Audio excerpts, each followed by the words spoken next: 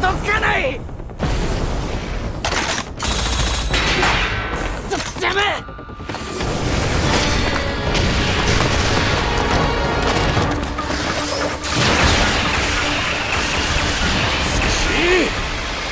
破れ。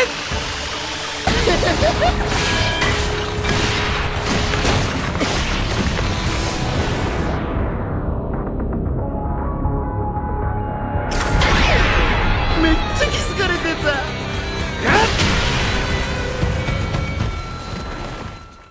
Gachiakuta.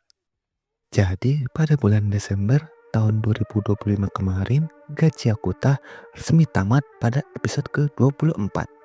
Visualnya keren, actionnya epic, cerita yang menarik. Ditutup dengan ending yang membuat penonton penasaran. Kalau kalian merasa ada yang mengganjal atau hampa setelah nonton endingnya, jujur, kalian nggak sendirian karena admin juga merasakannya. Setelah itu, pasti ada di antara kalian yang akan bertanya-tanya, kok rasanya kurang ya? Lanjut baca di manga nggak ya? Kalau bacanya di manga, mulai chapter berapa? Nah, kalau mau tahu jawabannya, tonton sampai habis video ini.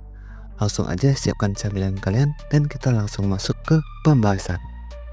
Sebelum itu, kita berikan apresiasi kepada Studio Bones karena telah mengadaptasi cerita dan art style Kei Urana Sensei menjadi anime. Studio Bones sendiri terkenal dengan anime-anime keren seperti My Hero Academia, Mob Psycho 100, Full Metal, dan Soul Eater. Untuk kalian para penikmat anime, pasti sudah tahu seberapa keren anime-anime ini. Tidak heran jika Gachiakuta juga punya kualitas yang bagus. Nah, jadi Gachiakuta ini anime tentang apa sih? Gachiakuta bercerita tentang seorang anak laki-laki bernama Rudo. Dia dirawat oleh ayah angkatnya bernama Recto. Mereka tinggal di sebuah pulau di atas awan bernama Sphere. Di pulau ini terbagi menjadi dua bagian. Tempat yang kumuh untuk rakyat miskin dan tempat yang lebih bersih untuk orang kaya dan yang punya kedudukan lebih tinggi. Suatu hari, Rudo kembali ke rumahnya dan melihat Recto sudah dibunuh oleh seseorang dengan topeng misterius. Sayangnya setelah itu justru Rudo yang dituduh sebagai pembunuhnya. Dan atas tuduhan itu Rudo dijatuhkan ke dalam jurang atau dalam manganya disebut The Pit.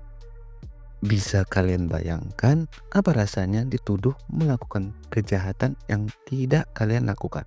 Bahkan kalian sama sekali tidak diberikan kesempatan untuk membela diri. Pantas saja jika di sini kita melihat Rudo sangat marah.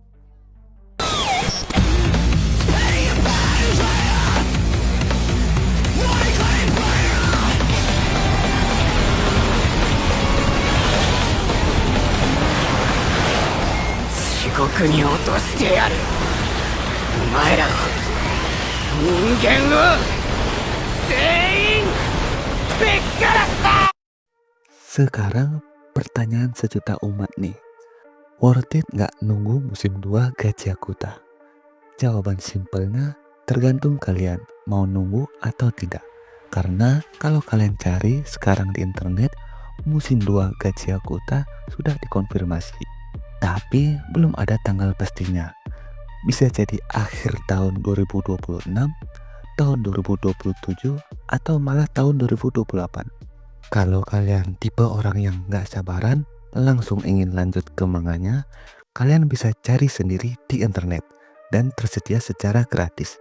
Walaupun Mintaku gak menyarankan hal ini, karena biasanya yang tersedia di internet itu ilegal dan beberapa website ada yang berisi iklan judi.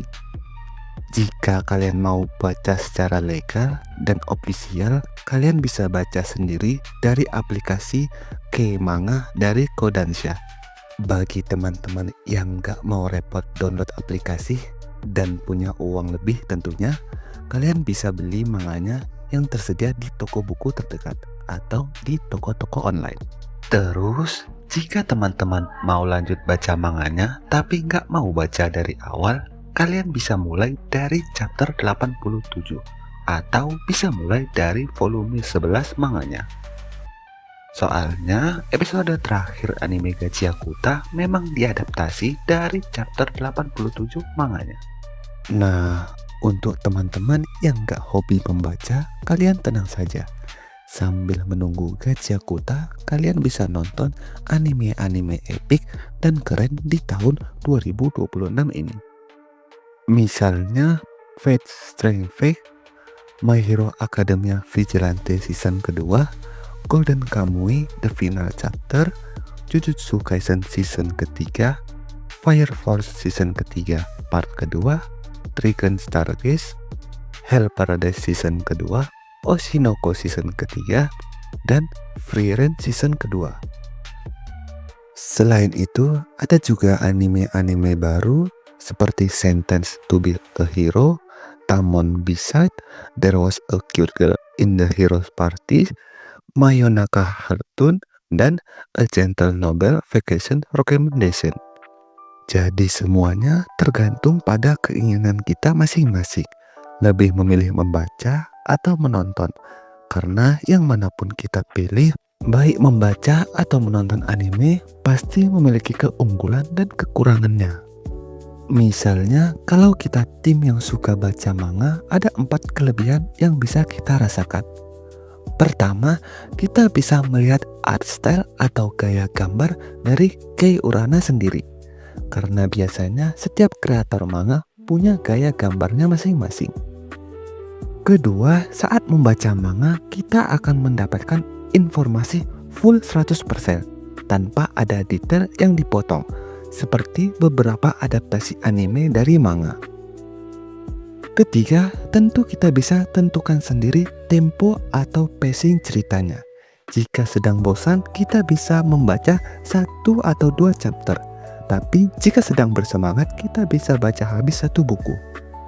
Keempat, yang paling menguntungkan dari membaca manga adalah menjadi orang yang paling tahu jalan cerita. Tidak perlu takut spoiler di internet. Untuk kekurangannya, sudah tentu kita tidak bisa mendengar suara atau perkataan karakter. Dan biasanya pembaca manga harus berpikir keras saat karakter masuk adegan pertarungan. Bagi tim penonton anime, kalian juga punya 4 kelebihan. Pertama, kalian bisa menikmati kualitas dari animasinya. Apalagi jika kita melihat beberapa anime populer yang digarap oleh Studio Bones.